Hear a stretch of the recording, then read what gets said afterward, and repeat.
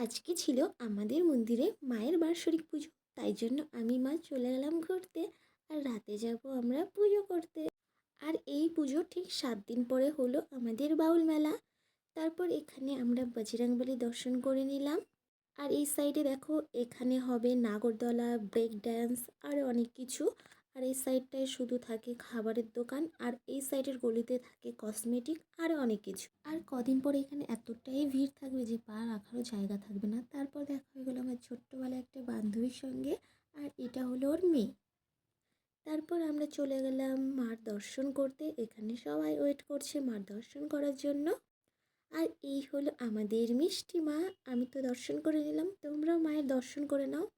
তারপর চলে গেলাম সব মন্দিরে প্রণাম করতে। আর এটা হলো আমাদের মা মনসা, এটা হলো আমাদের মা শীতলা, আর এটা হলো নন্দী মহারাজজি।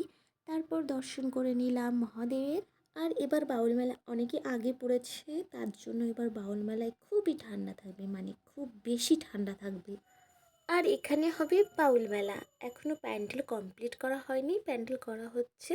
তারপর আমরা চলে গেলাম বাড়িতে। আর এই রাস্তাটা ফাঁকা দেখছো, এখানে অনেক বেশি ভিড় থাকবে, পা রাখারও জায়গা থাকবে না। তো দেখা হচ্ছে নেক্সট ব্লগে, ততক্ষণে বাই।